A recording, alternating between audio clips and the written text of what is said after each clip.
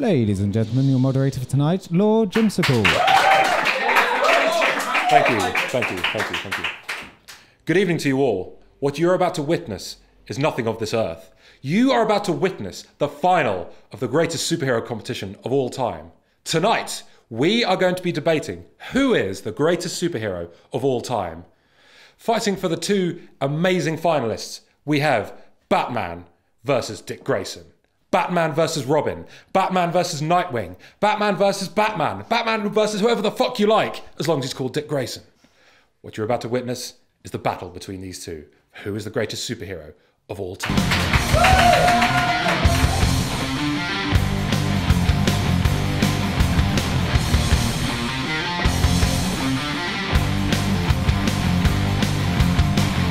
Fighting in the corner for our resident Dark Knight, we have Dale Brody.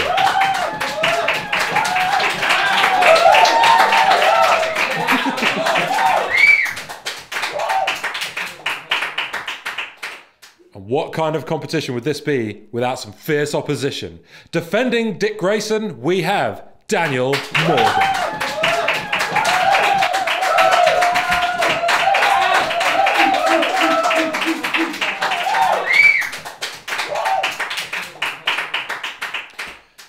Now, before we begin our contest tonight, we need to lay down some ground rules.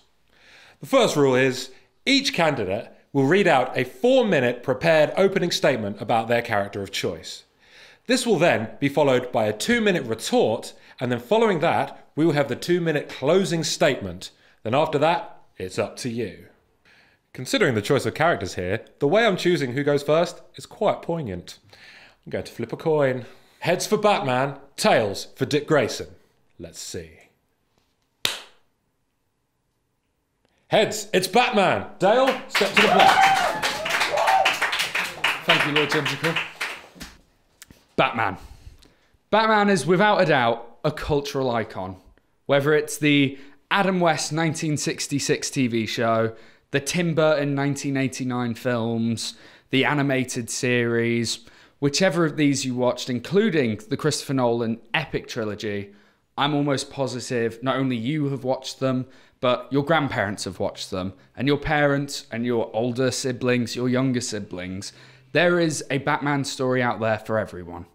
I'm also certain that all of those people have owned either an item of Batman clothing, or a Batman action figure, or Batman lunchboxes. Without a shadow of a doubt, Batman is a cultural icon. But that is not what we're debating here today. What we are debating is who is the better comic book character. My argument, quite simply, is that you don't become a cultural icon without being the greatest superhero of all time. Batman is a character who, through using fear, installs fear in those who prey on the weak. He installs fear in such a way that even though his entire rogues gallery knows he will never cross a line, they still fear him. That is an amazing tool for a superhero to use. That is his one power. Now, Batman is a flawed character. He's a flawed human being. Dan here may argue that Batman suffers from paranoia. He can't let things go. But that is one of his attributes, because no great hero is without great flaw. And if I need to convince you any further why Batman is a great character and why he is the greatest superhero of all time, then I'm just going to refer you to his back catalogue. Books such as Dark Victory, The Long Halloween, Batman Years 1, Batman Year 100, The Killing Joke, The Dark Knight Returns, the list goes on. And for a character that has been around for over 50 years now, he is still making headwaves with stories such as The Court of Owls and Death of the Family and Batman Incorporated and beyond. Batman is not only a cultural icon, but I believe that he's joined the great literary characters of history that include the likes of Dracula, Frankenstein, and I think you can put Batman up there on that list as the greatest superhero of all time. Now here is Dan with his opening statement. Good evening. What I want to start by saying, thank you for that. What I want to start by saying is that I think many of you at home are going to have preconceptions. What I would ask is for both Dale and I, if you could just put those preconceptions aside and give us an honest and open chance to convince you of either of our points of view. I think it's a testament to Dick Grayson that when we think of Dick Grayson, we don't think of Detective Comics 38. We don't think of that young, spirited, skimpy short-wearing marketing goldmine that we were introduced to. He is still that in some cases, and in some sense will always continue to be that. But everything that I love about Dick Grayson can be summed up by one word, and that is evolution. Fiction is plotted and planned, but there's no way to control what sticks. The things that wash over the collective comics conscience and the things that we hold on to dearly, that we're passionate about, that we choose as fans to either forget or to accept, and the things that go on to inform the future growth of that character. That's what's so cool about our medium. The sheer volume and scope of literature about a character like Dick Grayson insists that we, as readers, have a hand in shaping him. In contrast, as the Batman writers will have no trouble letting you know, Batman is a metaphor. Batman is reinvention. He is the product of writers butting heads, of one-upmanship, of pure, undiluted creative expression, and that is by no means a bad thing. In fact, it's great. It's what I love about Batman. But it is the reason that when I think of Batman, I think of a tool used to tell stories, and when I think of Dick Grayson, I think of a man. When I talk about Dick Grayson, I can talk about him on a timeline. I can talk about him on a scale between innocence and maturity. I can say that Dick Grayson in the Teen Titans was someone who wasn't sure about his merits of a leader, and then when he grew up in a similarly titled book called The Titans, he then wasn't sure about him possibly being Batman's equal, and he didn't know where he stood. I can talk about these things in the context of where the character has been and where he will eventually end up going. In contrast, any discussion of Batman is of writerly interpretation. Are we talking about Miller's Batman, or Morrison's Batman, or Kane's Batman, or recently Snyder's Batman? And if there is a chronological connection between them, it's a forced and unnatural one. It's one that satisfies our need to understand the ideas we have about these characters in the context of time, as opposed to offering any sort of complexity or detail or humanity. No. Batman is a writer and a time, and he's best when he's taken that way, as an interpretation. Separate and necessarily different. Dick Grayson, though, is connected. He is growth and flux, and his history, moreover the history we have chosen to hold on to, is of genuine concern to the decisions he makes and the man that he is. My argument today is simply that whilst Batman has great stories, probably the best stories, he is simply inconsistent as a character. And that's not in the comic book fans' continuity porn type of consistency, but simply in the sense that his isolated continuity forces every reader to understand him differently. And whilst that's not a bad thing, it's simply not the best representation of what comic books can do. Batman is Superman, and he is Hercules, and he is Odysseus. And just like those characters, he's far and away not dependent on his medium. So whilst a vote for Batman might very well be a vote for the best stories in comic books, a vote for Dick Grayson is a vote for comic books themselves. Dick Grayson's evolution from a boy into a man, from a tool into a psychologically complex, psychologically consistent, intensely human character is shaped and formed not only by the history of comics but by us. It is something that could only have happened in comic books. No other medium could have built such a titan. No other medium could spend decades, story after story, good or ill, being organically and emotionally filtered through dedicated and passionate communities. For me, Dick Grayson is the best representation of the human experience that comics has to offer, both in the light of his staggering complexity and in his improbable and beautiful creation. And now we have a 2-minute rebuttal from Dale Brody. Thank you for that, Dan. I'm very happy with the way our opening statements have gone. I'm happy that they didn't turn into my character is better than your character, because truth be told, without the Dark Knight, there would be no Boy Wonder, but without the Boy Wonder, the Dark Knight would never have been the character that he is today. He wouldn't have made it to the present day. So, and I completely agree with everything Dan has said about Dick Grayson being an evolution and Batman being a metaphor, which is something that I really want to pick up on. Isn't what Batman is, but it's what Batman has done for the likes of me and for others. You know, Batman is that character that you read as a child and you loved because Batman made the dark safe. He made the scary monsters cower. He was the hero in the shadows. And, you know, when you're walking home late at night as a child, you're not scared because you have this thought that the Batman is there, or, you know, you've got that dark protector, which is something that is so endearing about this character, that they bring his villains out as fairly light characters. You know, the Joker, he's a clown. The Penguin, it's a penguin. Even characters such as Poison Ivy or Bane, who's a Mexican wrestler.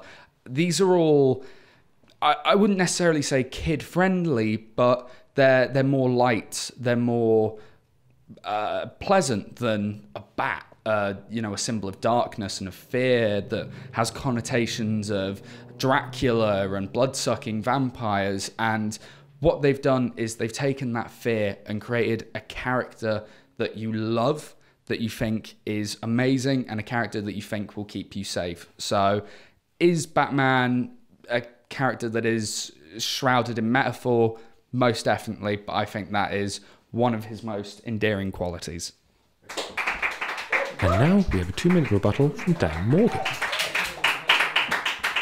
Okay, so I think the idea that Batman is this character that makes you not afraid of the dark anymore because he's there lingering in the shadows and you know that he's going to keep you safe is a lovely idea for a children's story. But I don't necessarily think that that's reality. I am a huge Batman fan, and I have read Batman for years and years, and never once when I was a kid walking home in the darkness did I think to myself, boy, I'm okay because Batman's gonna protect me. And even if I did think that, it would be invalid and probably a bit dangerous as well if I just wandered into well-known murder zones because I knew that the Batman isn't gonna come. So the Batman as a metaphor is fine in a lovely fairy tale utopia, but in real life he probably isn't as valid as he could be. And I'm glad also that you brought up that whilst people might say that without Batman, the Boy Wonder wouldn't exist, it is also true that Batman's popularity by design is based on the very foundations of Dick Grayson and of Robin. So I think my original argument remains untouched. As a character, as a piece of fiction and depth, and as a piece of humanity, Dick Grayson is the better character. And now the first closing statement from Dale Bowden. Short and simple, I like it, Dan. Bit tacky, but other than that, it was good. Okay, so for my closing statement, I don't have much else to say from what I've already covered. You know, there are a lot of points about the character of Batman that I haven't brought up because they're points that we already know because we are Batman fans. I struggle to find people who are not Batman fans. Dan is a Batman fan. I am a Batman fan. I'm also a Dick Grayson fan. But whilst I love the character of Dick Grayson, I do think he is fantastic. I truly believe that the character of Bruce Wayne, that character that took that young boy in and gave him a second shot at redemption, that character who has done that over the years many times for different children from different backgrounds. I think that character of Bruce Wayne is really, as you mentioned and as I've said, he is a metaphorical character. He's not one that can evolve much in the realm of comic books because the idea of Batman is solidified. And I think that is something that makes this character a classic now. you wouldn't all of a sudden make Dracula a peace-loving hippie that ran around fighting crime, helping people. You wouldn't have Frankenstein not be one of the undead, and you wouldn't have Batman kill people. You wouldn't have Batman harm innocent people. You wouldn't take away the foundations that make Batman. And that is why not only is he a classic literary character now, but he is the greatest superhero of all time. And finally, the closing statement from Dan Morgan. Okay, good.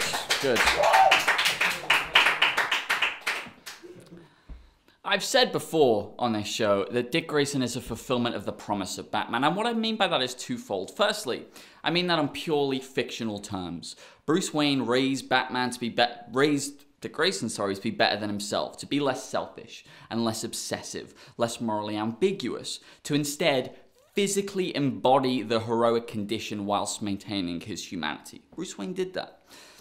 And to succeed, of course, in all the places that he himself has failed. But secondly, I mean more abstractly, as Dale touched upon, that Dick Grayson can do the one thing that Batman never can. He can grow. And not growth in the sense of, oh, I don't kill criminals and now I do kill criminals. Obviously not. That's not what we're after. But we are after a bit of humanity. Everything about Batman's story seems to demand growth, seems to demand lessons learned and put into place, but the world of comics won't allow it. We need Batman the way he is. We need him today the way he was yesterday, and we need him tomorrow the way he was today. He's too precious to us to do anything otherwise. So Grayson grows for him, and he's all the richer for it. I'm not saying that the highest tribute you can pay to Batman is to give your vote to Dick Grayson. I'm not saying that. But I am saying that the time of Batman winning just because he's Batman really should be over. Vote for him if you want, but ask yourself first these questions. Who is the more human? Who is the more unique? Who is the more connected, both to us as fans of comic books and to us as people? Who allows us the ability to better understand them? The question for me is not who has the better stories or who is the more popular or even who is the cooler. It is who is the better character. And for me, the answer is always the same. It's Dick Grayson.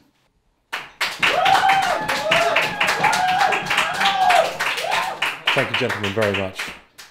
Now, we have heard some very fine, compelling arguments from these wonderful gentlemen here. So who is the better character, Batman or Dick Grayson? Now, of course, it is your turn. You get to decide who is the greatest superhero of all time. So join us, please, next Friday, where we will count your votes, and then we will finally decide who is better.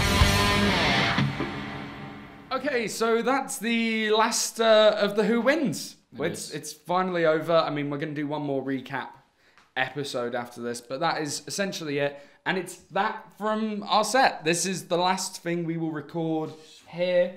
Just doesn't matter anymore. So it's been a great almost year recording. Dale's moving house. I am, and hopefully by the year anniversary, when we come around to one more year, we'll have a brand new set. It'll all be shiny and whatnot, not like this, which is all, whatever. I don't need my deposit back. Screw it. I just really wanted to Seriously, do that now. thank you guys for watching. It's been amazing. We will see you next week for the results. Yeah. Tear down the whole wall.